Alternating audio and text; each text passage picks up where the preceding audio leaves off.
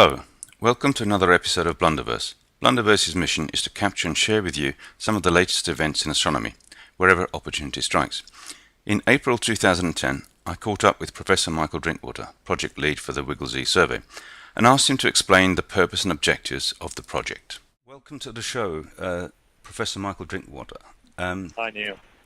How are you doing? So today you're going to talk to us about dark energy, the Dark Energy Survey, and in particular the WiggleZ project, which you head.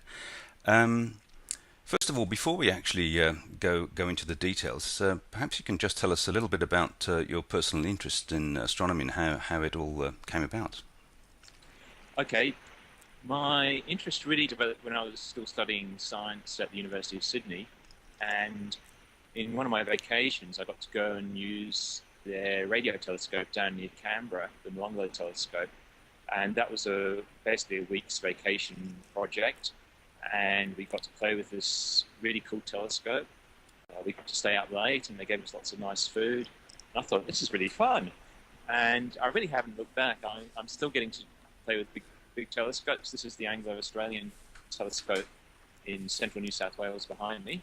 I'm here for an observing run for the WiggleZ project, and the excitement of coming and using these telescopes to see outside the world we normally live in still motivates me, and they're still paying me to do it.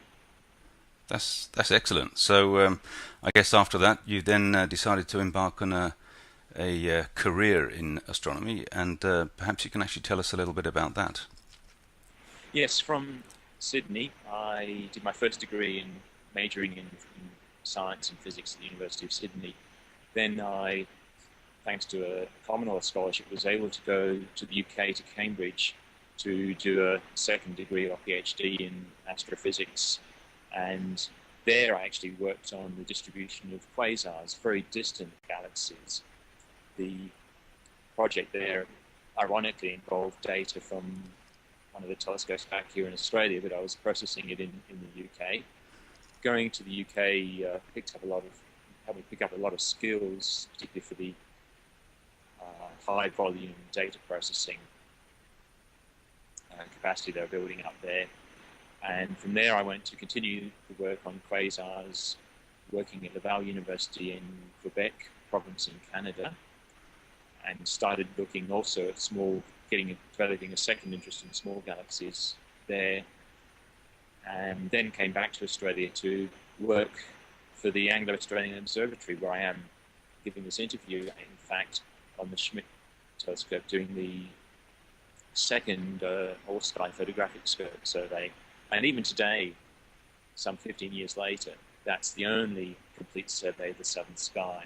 Australia is just about to start the first digital survey of the southern sky, so it's exciting times there. Since then, I've been working at different universities in Australia, New South Wales and Sydney, University of Melbourne, and about 7 years ago I moved up to the University of Queensland, where I'm now leading the astrophysics group and getting interested in dark energy, as we're talking about today. Fantastic. Okay, well let's talk a little bit about the WiggleZ project. What exactly is that about? That's a very strange name. How did you get involved? When did it all start? This started about 5 years ago.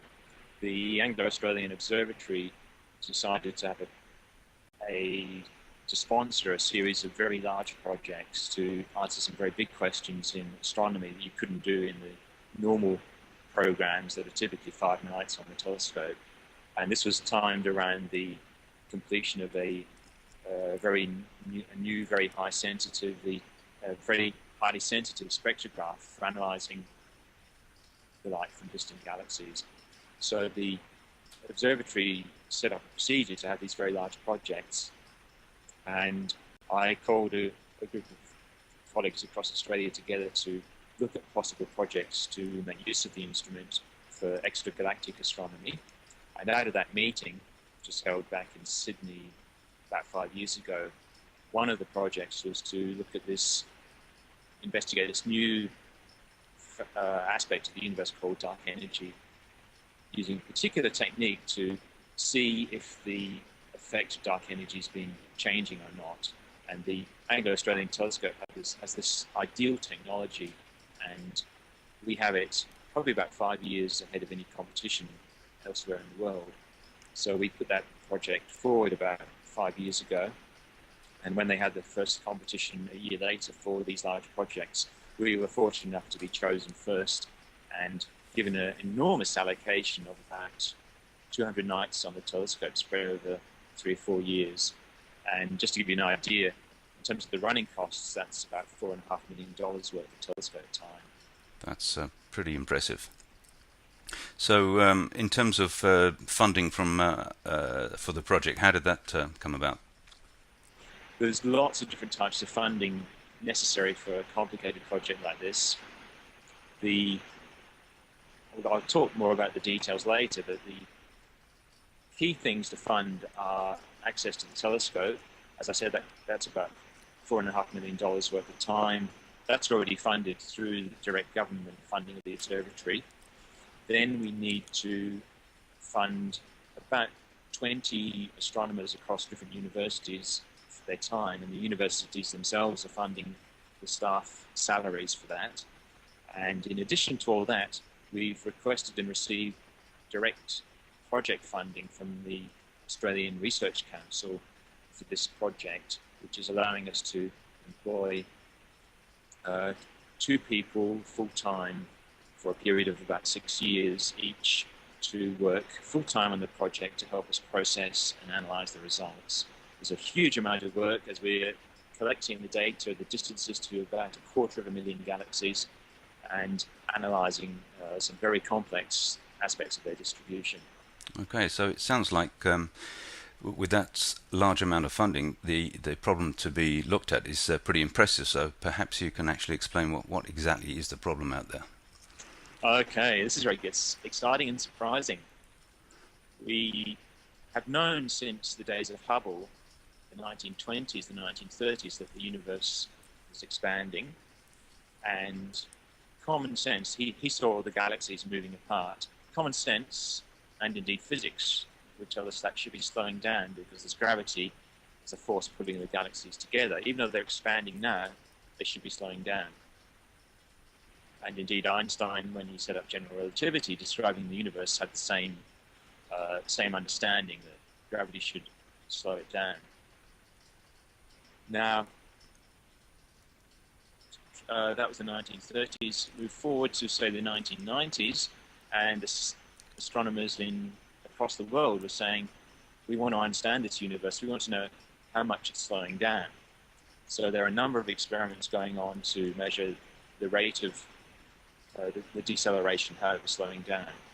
And the key result in the late 90s was looking at distant supernovae that would actually, by seeing how bright they were compared to their distance, would let you know how much the universe was slowing down. 2 teams were looking at this, and they got this crazy result that the slowing down was negative. It was actually speeding up, and that was completely unexpected against common sense, against physics, against all we know. But indeed, the universe was speeding up its expansion. And not just the supernovae, but the distribution of galaxies and measurements of the distant radiation from just after the Big Bang, the so-called microwave background. All of these different measurements were telling us that, yes, there's something else we didn't expect in the universe. It's making this expansion speed up. And I'll go into the other lines of evidence in a second.